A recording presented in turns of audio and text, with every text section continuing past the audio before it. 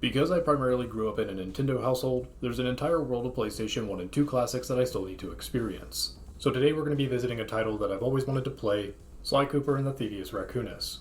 In addition to this being a blind first playthrough, I'm also going to master the game's retro achievement set 2. But before we begin, don't forget that I have an entire playlist of previous retro achievements masteries, so whether you're here to watch me overcome the challenges, or you're stuck on a particular set and need help, I've got you covered.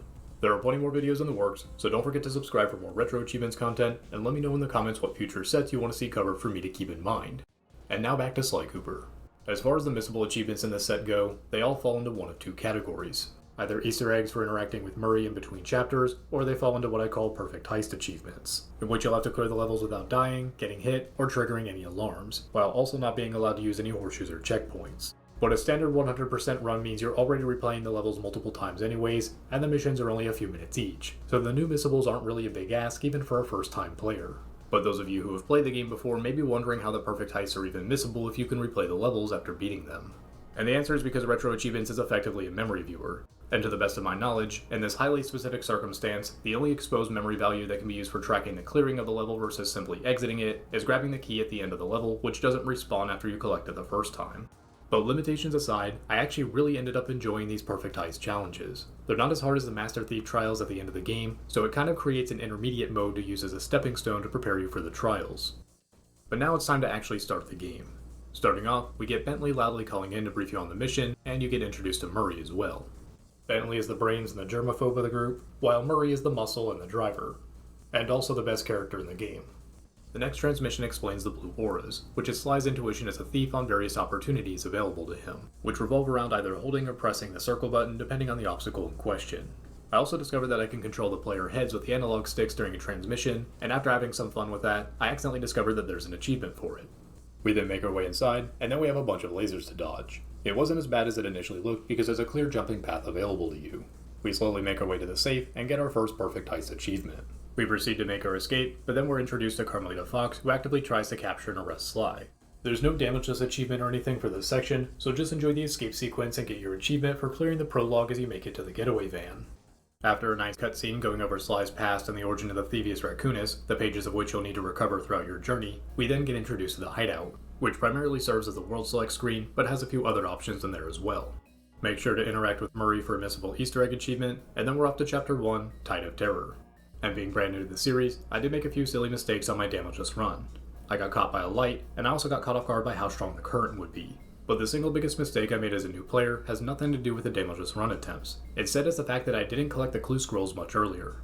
For some reason, the dialogue I encountered when I found my first scroll in my first save gave me the impression that maybe it would unlock concept art or a hidden final level for 100% or something like that. I didn't realize I was going to unlock a bunch of useful abilities, some of which would have made some sections of the game a whole lot easier.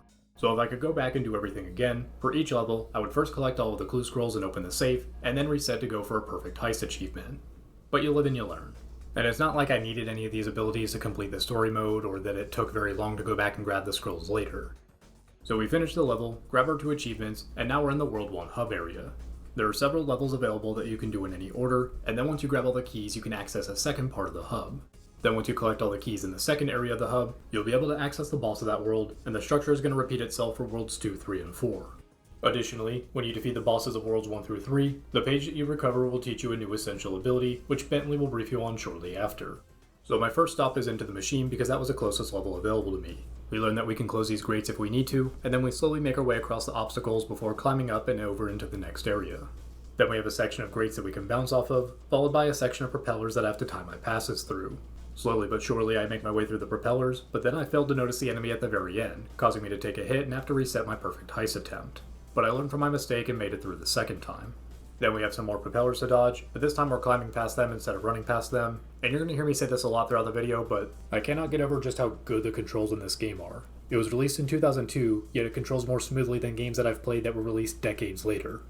Afterwards, we have another bouncing grate section, this time with lasers added to it, and then we strike this enemy from above. From there, the rest of the level is pretty straightforward, and I had no problem making it through, minus the part where I almost walked off the edge. After getting an achievement for both a standard clear and a perfect heist clear, our next stop is High Class Heist, which will become very memorable later on. The opening section is a relatively simple series of hallway lasers, and then the second section of lasers involves you being actively chased as you make your way through.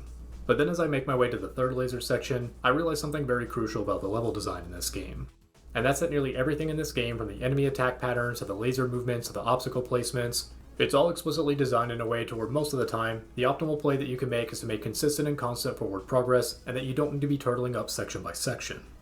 With this in mind, we have no problem making it through the final sections of the level and getting our 2 achievements. Our next level is going to be a Cunning Disguise. The disguise in question, a barrel. In addition to being able to utilize the barrel to hide from various enemies and spotlights, you have multiple carpeted sections in this level that are armed with turrets that shoot anything that move. But by using the barrel as a suit of armor, you can walk past the turrets with no problem. So in short, this entire level is designed around you bringing the barrel forward and then leaving to defeat the occasional enemy. And this level made me realize that from Sly's bushy tail to the sneaking movement, that I just really enjoy every single animation in this game.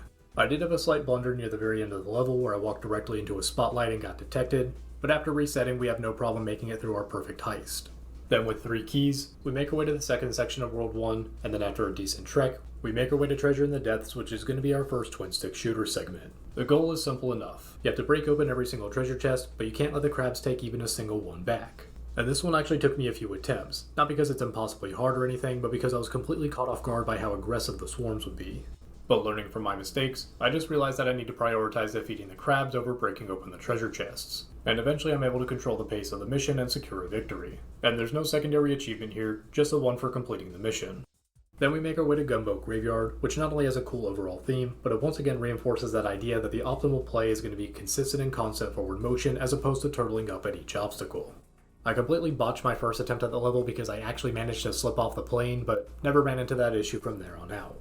On the second attempt, everything's going much more smoothly, I make it through the next section flawlessly, but then I shamefully lost my perfect heist attempt at the very end of the level to the stupidest enemy in this entire game, the belly-flopping seal. It's one thing to miscalculate a jump or accidentally run into a laser, but nothing in this game is going to fill you with more shame than getting hit by one of these guys. But I guess as the saying goes, if it's stupid but it works, then it ain't that stupid. At this point though, I've got the level down from start to finish and get my perfect heist on the very next attempt. Then after struggling to find the next level, Bentley conveniently informs me that I can use the select button to pull up the map, and I can also quickly revisit previous levels this way. I use the map to find the level that I'm missing, which was the fire down below. And despite the fact that in order to reach this level I had to run on this wheel to open it up, I struggled on the first wheel in the actual level because I was running on it the wrong way like a complete idiot. Eventually I'm able to figure it out though, and then make my way up and over.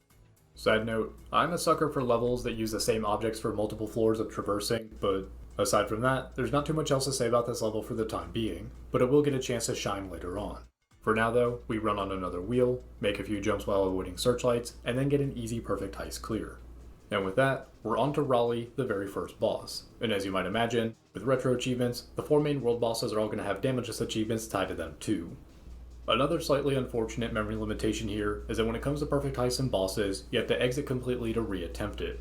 For a level, that's no big deal, it only takes a few seconds. But for a boss, it means you have to rewatch the entire cutscene every time you need to re-attempt a damageless challenge, but at least for the bosses, the damageless achievements aren't missable. And it's not like these bosses are really difficult once you figure out the patterns. Raleigh's fight is going to be straightforward enough. 5 jumps, and then he deflates, allowing you to whack him. For hits number 1 and 3, you can't be on the same platform as him until that 5th jump, or else the platform is going to sink. Hit 2 is going to be on a single platform, so you just run around the edge. And then for the 4th hit, you instead have to jump over his tongue repeatedly until he deflates. And with that, World 1 is complete. As Chapter 2 starts, make sure to witness Murray breakdance for another missable Easter egg achievement, and then we're off to Muggshot's turf in Sunset Snake Eyes. A rocky start is a longer level, but it's a really fun one too, and it introduces these narrow points which you can land on by pressing circle. And once again, the controls are just incredibly smooth, and it's really intuitive to pull these off. We slowly but surely begin to learn the new enemy attack timings, and also learn to anticipate when the laser positions are going to swap. But really that's all there is to it. As much fun as I had on the level, it's really just one long linear path. As hectic as some sections of it look, it was a really easy perfect first attempt clear. Then we make it to Muggshot's turf, and our first level that we end up reaching is Boneyard Casino. Unlike other enemies where you can catch their attention but whack them before they attack you, alerting a guard dog here is going to grab the attention of others, which almost guarantees a hit. It did take me a few attempts to make it past both the guard dogs and the lasers, but after that it was relatively smooth sailing. Our final section of this level is going to be a bunch of roulette wheels. First some smaller ones with lasers that you have to dodge, and then a giant one with a key space that you have to land on 3 times. The wheel is designed so that you can't jump forward onto it since it's rotating so quickly, so you gotta get a feel for how many spaces back you're gonna go every time you jump. After getting our perfect heist clear, our next level is gonna be at the dog track. And chances are that if you've played this game before, and especially if your first time playing this game was when you were a kid, you've been waiting for this exact moment in the video because you want to know what my experience was like. The level itself is straightforward enough. You just gotta win a 3-lap race with Murray in the car, and when you win, you get a key. So how did my first attempt go? It really wasn't all that bad. I did just fine. Who am I kidding? I got dead last and I wasn't even close to the next vehicle. I definitely wasn't prepared for the difficulty spike, and I could totally imagine someone playing this game as a kid and being completely stuck on this level for a very long time. The driving controls are incredibly slippery, but they did actually grow on me by the end. The nice thing about them is that it makes things very clear about exactly how the game wants you to drive. You need to collect and use the boost to either squeeze through gaps and take a lead, or use them on the tight turns to minimize your speed loss. It took me 5 attempts here, but the future races weren't as bad after getting the hang of the controls. The best part though is that the retro achievements description makes a joke about completing the mission without pulling your hair out. And thankfully there's no secondary achievement either. Moving on, Murray remains at center stage because our next mission is Murray's Big Gamble. Once again, the achievement description makes a remark about the difficulty here, but this time I just can't relate. I finished this one in 2 attempts, and that's only because on the first one, I immediately shot Murray on purpose just in case it was an achievement for doing so. It turns out that there wasn't. Sorry about that, Murray. No hard feelings, right, buddy? Anyways, you basically just have to shoot enemies from a turret as they appear so that Murray can make it across to the end. The enemy spawns were all very predictable, and when Murray sees one, he runs back a bit before cowering. So yeah, that's all there is to it. I can understand someone not liking this level because of the length of the level or because it's not a platforming level, but when the achievement description popped up and called the mission frustrating, I was completely surprised that that was such a common sentiment. But at least our next level is much less divisive and much more universally liked with straight to the top. The moment you start this level, you can immediately see the key right in front of you. But in order to actually reach it, you have to make your way to the crane at the very top and then smash the wrecking ball through it. So you just keep making your way up, and up, and up, and then come crashing down. Simple in design, but really fun to play. After clearing the level, we make our way down, and then we're at 2 to Tango, the name of which makes it pretty obvious that Carmelita Fox will be making a return. She's easy to dodge as long as you don't stand completely still, and you'll have a brief moment to catch your breath when you make it to the inside. After defeating an enemy and resuming the chase, I have an incredibly close call where I almost fell off the level, but in part thanks to the good controls, I'm able to regain my footing and make it safely to the end for a first attempt clear. Then back in the hub we cross a few gaps, and then we make our way to Back Alley Heist. This was a level that was a lot of fun on the first playthrough, and it became even more memorable later on during the time trials. On my first attempt I did have a slight blunder, but after that I had no problem with the perfect heist clear. It's relatively straightforward, you're just going up and down over and over again until you reach the goal. Similarly to Straight to the Top, it's one of those levels where the idea seems like it would be so simple that it's boring, but it's actually that simplicity that makes it so fun. And then just like that, we've made it to the second boss, Muggshot. And it's pretty obvious here that Muggshot doesn't have any friends, because friends don't let friends skip leg day. But this boss actually beat me multiple times before I finally figured out the battle. It's not that it's a hard fight, it's just that I'm really good at overthinking things. I was so busy thinking with cartoon logic that my dumbass thought that I had to stand in front of the mirror, wait for him to shoot, and then jump out of the way so that it would reflect off the mirror and hit him. Which isn't quite what you need to do, and instead all I had to do was just hit every single mirror with Sly and then it damages him. Then you both go to the second floor, and the strategy is the exact same thing, but this time you have a few gaps in the floor. But on the final phase, the dodging is a little bit different because you have no floor to run around on. And additionally, Muggshot's bullets can revert a mirror that you flipped. But that mirror can also serve as a shield for you. So the easiest way to do this, especially damageless, is to wait behind a mirror, wait for him to shoot, flip the mirror, and then quickly jump over to the next mirror before rinsing and repeating until he's defeated. Then we wrap up Chapter 2, get our next missable Easter egg achievement with Murray, and then begin Chapter 3, Vicious Voodoo. With our newest ability, we have some narrow pathways that we can either walk across, or in some cases grind across. And then once again with the game's controls, it was pretty easy to pull off. But then you have a new enemy type, which splits up into 2 smaller halves when you hit it, and it took me a bit to figure out the hitboxes for. But eventually I get the timings down, and in most cases I can just outright avoid them. Then at the end of the level, we get introduced to a new obstacle type, a force field that gets deactivated when you hit all the candles around it.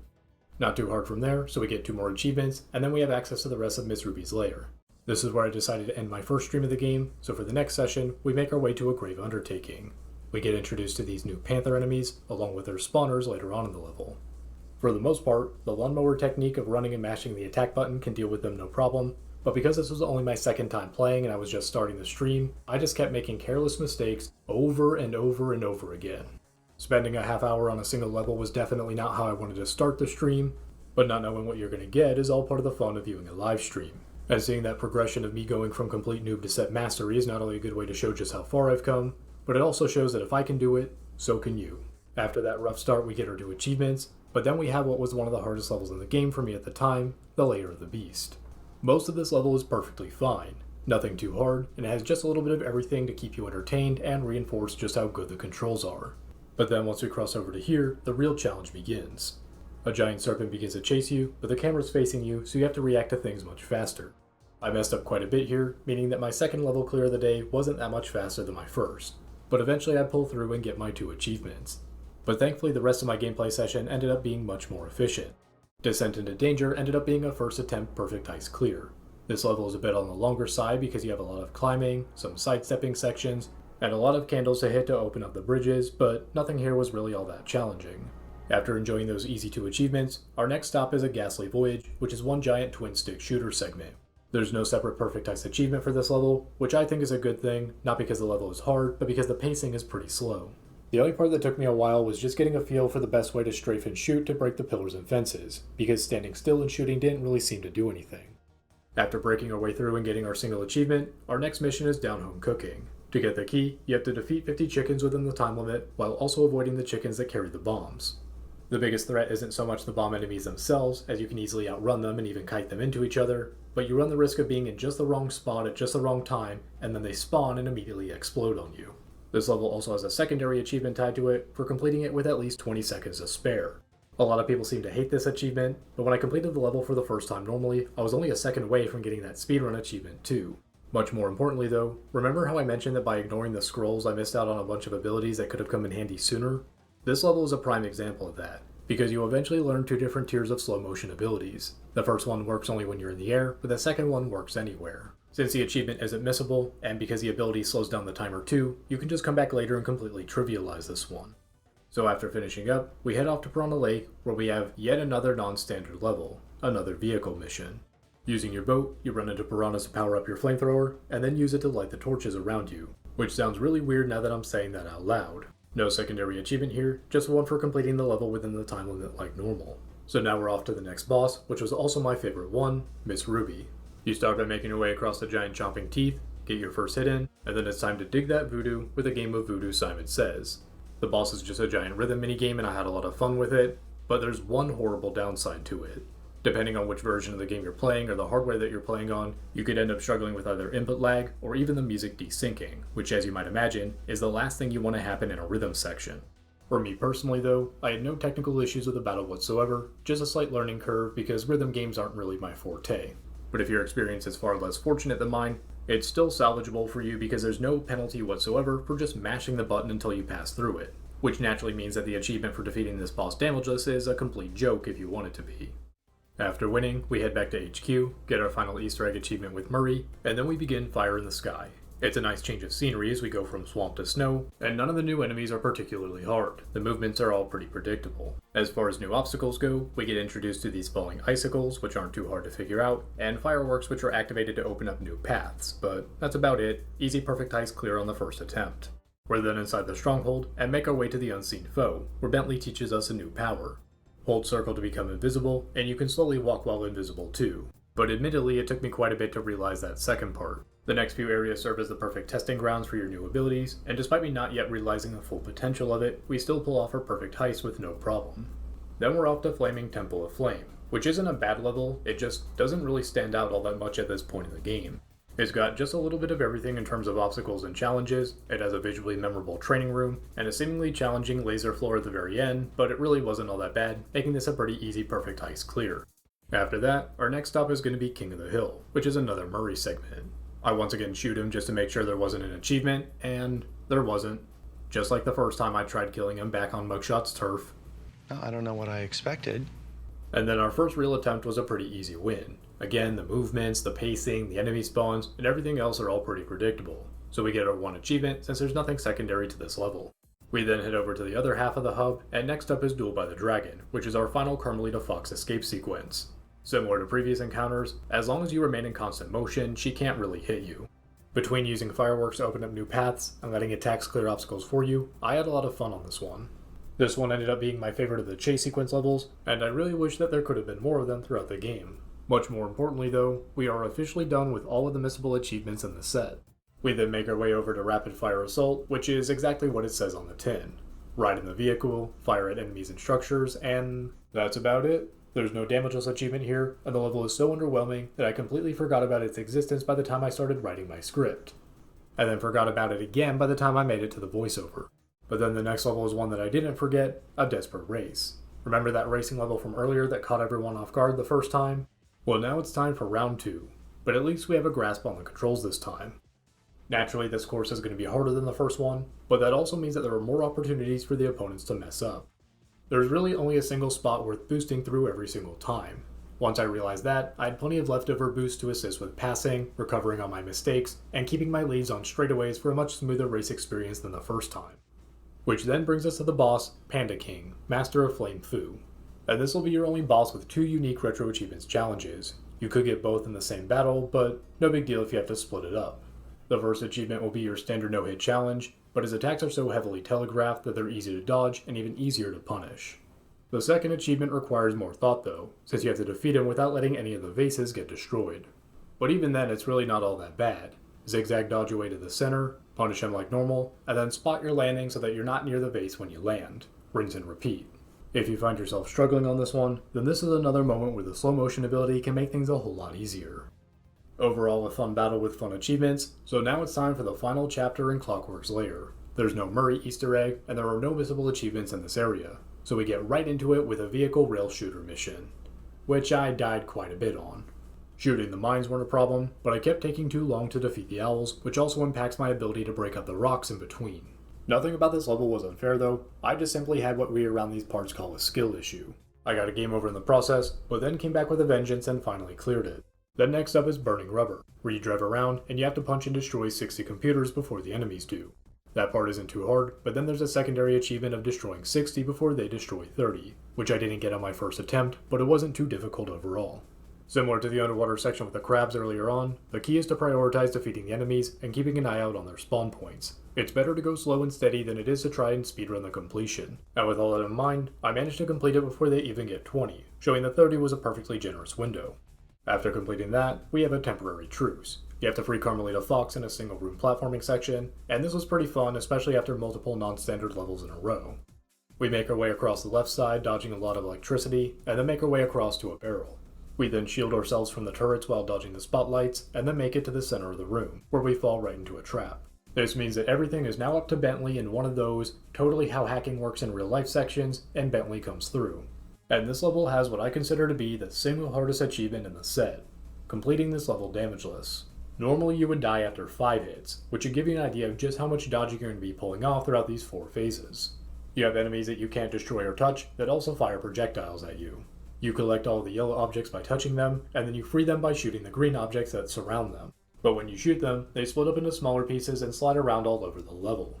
And that's where the challenge of the damageless achievement comes in. If you shoot everything too quickly, you're going to turn the level into a giant bullet hell, and you may not be able to shoot everything all the way down in time. But inversely, if you move too slowly, you run the risk of getting completely boxed in. So ideally, I would recommend trying to break them down one by one, but realistically, you're not going to be able to consistently do that every time. Which means that this is all just one giant elaborate way of saying that in order to get the achievement, you gotta get good. And this ended up being one of the most exciting moments of the entire set. As I was making attempts at this achievement, I got raided by another retro achievement streamer and got to put on a pretty intense show for the viewers as I narrowly dodged the green blocks in the final wave. And some of those dodges could not have been any fucking closer. But thankfully, I managed to remain calm and focused just long enough to pull it off. After allowing my heart rate to return back to normal levels, we're back at a temporary truce where Sly frees Carmelita. And then we have our final escort mission with the turret.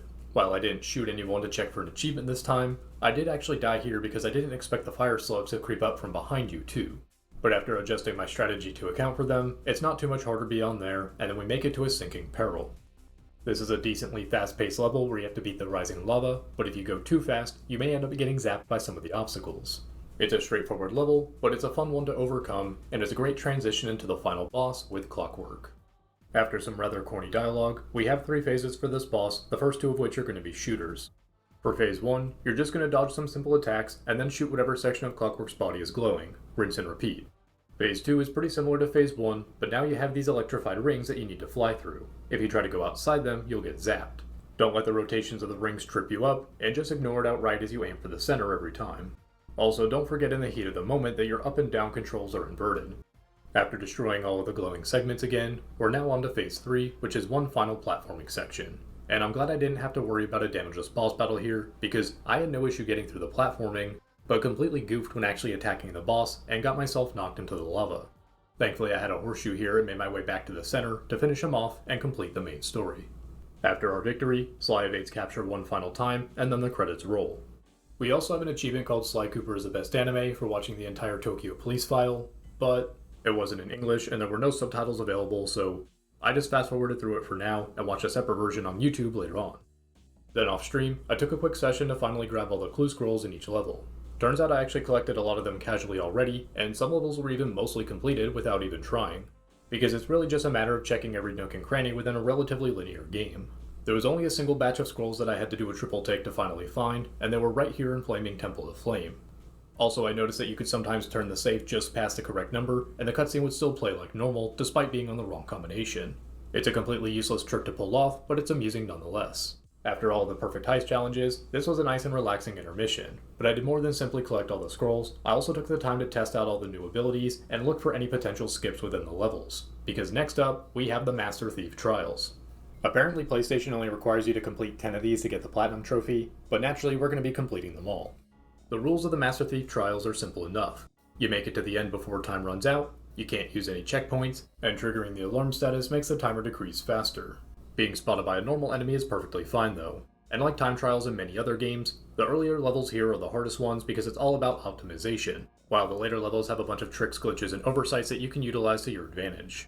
For the most part, I absolutely crushed these trials in a single session. The perfect heist achievements already got me used to no checkpoints, dodging enemies, and understanding that constant forward motion was the best play most of the time.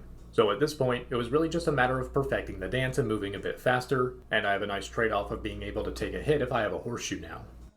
And me from the future here. I was recently approved to create videos for the official Retro Achievements YouTube channel, so I decided to improve my times a bit so that my first contribution could be a compilation of me completing every single trial, utilizing mostly consistent routes and skips that the average achievement hunter should be able to use as well without having to become a full-blown speedrunner.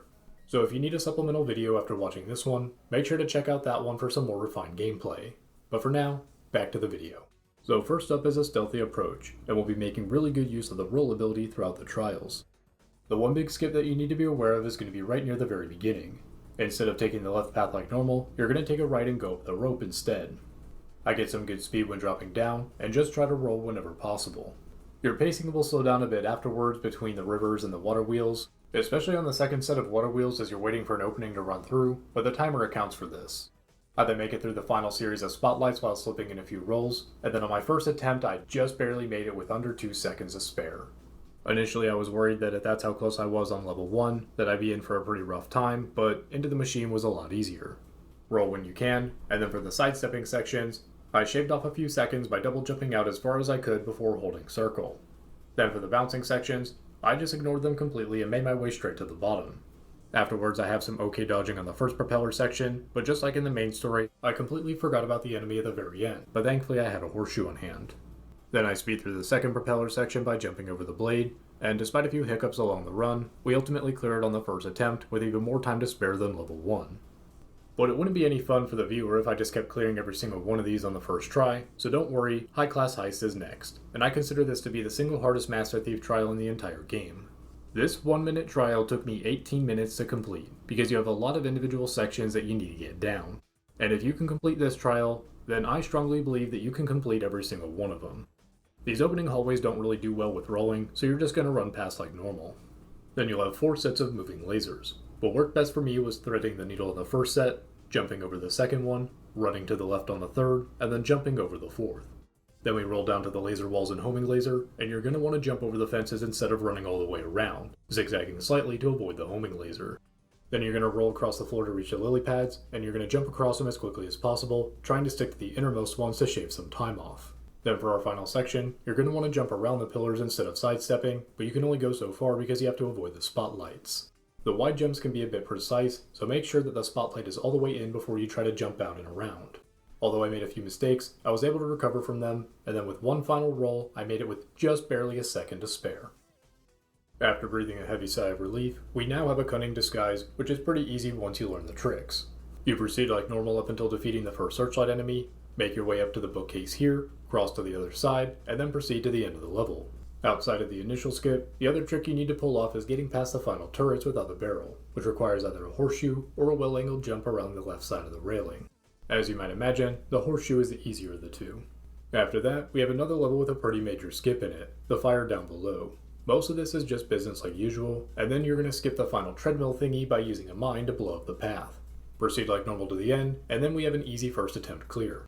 And just like that, we're on the final trial of World 1, the Gunboat Graveyard. What can I really say about this level though? It's 1 minute and 10 seconds long, it's straightforward but with a number of jumps and enemies, there are only a few opportunities to roll ahead, and there are no real major skips that I knew of. It's just a level where you keep getting better and better until you finally become just enough of a speedrunner to finally complete it, and you'll feel great when you finally overcome it. So with World 1 complete, we're now off to World 2 with a rocky start. And this is a bit awkward, but I can practically copy and paste most of my description for Gunboat Graveyard into here. There are a few slight differences though. You have 1.5 minutes this time, you can jump far enough ahead to skip a precision landing point to shave a few seconds, you have some high-class heist style lasers to dodge at the very end, and this time around you'll have lots of opportunities to roll ahead, and you're going to need to take advantage of as many of them as you can. And this level kind of felt like a breakthrough in my skill level, because this level was simultaneously easier and harder than Gunboat Graveyard. A rocky start is just a little bit harder in my opinion, but after completing Gunboat Graveyard, I improved just enough to be able to make more on-the-spot adjustments and notice more skip opportunities. So just like the last level, this was a pretty fun one to improve on and overcome. But after clearing this one, our next level was memorable for a completely different reason. Back alley heist becomes manageable once you learn 3 main time savers. The first one is simple enough, you can perform 2 rolls right off the start. Then for the next time saver, you'll proceed like normal till you reach the second Muggshot icon, but don't destroy it. Instead you want to jump on top of it, and then you can reach a higher awning earlier than expected. And then your final time saver will be on this lower right AC unit. You're going to bounce off it, double jump, and then break the glass to skip an entire floor on your ascent back up. But then this is where I experienced my first moment of true Sly Cooper jank, leading to my biggest gamer rage moment yet. Okay, we're good. Y'all saw that, right? Right there, and it didn't give it to me. At least I know I can do it. But even the game's ultimate anti-thief technique of hiding the goal's hitbox from me wasn't enough because I got it on my next attempt. Amusingly enough, when trying to put together my video for the official Retro Achievements YouTube channel, I actually encountered this glitch a second time too. So maybe it's related to jumping down too far and too fast without pressing the circle button? I really don't know. But moving on, for 2 to Tango, the timer is pretty generous here, and most of your time savers are going to be near the beginning. But your biggest time saver will be right as you jump off this taller building onto the lower one, and you can grab the pole without needing to bounce off the mattress. You can also perform multiple rolls as you make your way through the inside, but it's not too necessary. Again, the timer is pretty generous. We complete our trial, and now it's time for some huge skips in Boneyard Casino. We roll through the beginning, and then jump off to the side here while holding down and to the left. The camera may fight with you a bit, but the end result is that you'll skip so much of the course that you really don't need to worry about time from here on out. I even tripped an alarm pretty early into the roulette wheels and still had no problem. Then for the final roulette wheel, we have another trick up our sleeves. Instead of jumping all the way around to land on the key spaces like intended, you can move exactly one spot forward with the roll ability to cheese this final area. So even with some big mistakes, I had almost 30 seconds left. And then last for World 2, we have Straight to the Top, which probably has multiple skips, but I only needed to improvise one for a first attempt clear. Proceed like normal until triggering the cutscene where this structure falls, and then climb to this arrow and jump out as far as you can to grab this metal pole early. Then make your way over to the wrecking ball, and you're good to go. Then after a brief intermission, I get back into the action with World 3, where I use a skip that I discovered when grabbing the scrolls earlier. Proceed like normal until you reach this grind spot, but instead of going down, you're going to make your way up and over to the final sections of the level instead. You also don't need to break the candles for the barrier this time, so this was an easy first attempt clear. Then moving on to Descent into Danger, this one took me a few attempts, but ultimately it's just a no frills get good sort of level. You have 2 minutes and 8 seconds, and there probably are several skips available, but I wasn't able to find any personally. So I just maximized my overall efficiency until I finally made it to that final grind spot with just enough time remaining that I knew I had this achievement in the bag. Next up is a Grave Undertaking, and this is a level where your mileage may vary. I had a pretty good grasp on how the hitboxes worked from the earlier Perfect Heist missions, but trying to do things faster, I had numerous fails because while trying to speed things up, I was still getting hit while trying to lawnmower my way through. So because you have multiple opportunities to roll ahead and avoid combat, depending on your luck, this could either be a reasonable enough level with a pretty generous timer, or you could end up struggling with the hitboxes enough that it becomes one of the hardest time trials in the game for you. But after completing this, we just have a single level left in World 3, Lair of the Beast. There's an easy time saver once you make it inside the lair because you can just skip this entire first grind section. There are multiple other exploits, but I didn't know about them at the time, so it was just a matter of going fast, and while I did struggle on the Serpent initially in the story mode, after all of these time trials, it's really no longer of any concern to me, showing just how far I've come. So after securing that victory, that's it for World 3, and honestly, everything in World 4 was a whole lot easier, in part due to just how many time-saving tricks are available and how generous the timers are. In a Perilous Ascent, you have 3 main tricks that you can pull. Even when going uphill, you can roll along the pathways pretty efficiently, and you can even blast through the snowball enemies. You can also skip a sidestepping portion by jumping up and over here, but this one isn't too necessary to perform because we have another and even easier skip to perform near the end. You can actually skip scaling this final building by performing a jump attack and hitting the fireworks from the outside. So even though I outright went the wrong way after lowering the bridge, I still got the achievement because we saved so much time. And then somehow, despite me not discovering any skips in the Unseen Foe, that one was even easier. The timer is so generous that I outright went the wrong way multiple times, and I even accidentally tripped the lasers at the end, and still had no problem completing it. So imagine my surprise when the next level, Flaming Temple of Flame, was even easier and ended up being a first attempt clear despite multiple glaring mistakes on my part. The timer is just so generous that as long as you seize a few rolling opportunities, you're good to go. Once again, I accidentally tripped the lasers at the very end, and it still made no difference whatsoever. So now we just have a single time trial left, Duel by the Dragon. It took a few attempts, but each fail was my own fault for trying to go just a little bit too fast. Once again, the timer is pretty generous because it accounts for the fact that you have to wait for Carmelita Fox to open up parts of the progression path, so after improving on each attempt, we finally complete every single Master Thief trial. This allows us to replay every single level with developer commentary, and with the trials and everything else completed, we now have another Retro Achievements Mastery under our belt. In previous videos, I've talked about Retro Achievement sets that breathe new life into an otherwise one-and-done game, and I've also talked about it putting a fresh twist on games that I've played multiple times before. But rarely will I ever say that a game and its achievement set complement each other so perfectly that it arguably becomes a definitive way to experience the game. And in the case of Sly Cooper, I do think it's one of those rare moments that deserves that distinction, though I do expect plenty to disagree due to the memory limitations within the set. The reason why I completely crushed the Master Thief trials in a single session was because of the Retro Achievement structure. If I were to have instead gone straight from story mode to the Master Thief trials, it would have been a larger difficulty gap to overcome, and it would have taken me a lot longer. But using the achievements to create an entirely new game mode that serves as the medium difficulty bridges that gap much better, while most importantly, still being fun to do no matter when you decide to do them. On top of that, the set showcases Easter eggs I would have likely missed and includes a few additional challenges, but also knew exactly when to back off by not including any missables in the final chapter, and also not cramming additional secondary achievements into every single level just because they could. But while I really enjoy the Sly 1 set, I've heard that the Sly 2 Retro Achievement set is much more divisive, but that's a different video for a different day. And if you want that day to come sooner rather than later, then just let the analytics of this video speak for itself. So that's all I got for now. Subscribe for more Retro Achievements content, and until next time.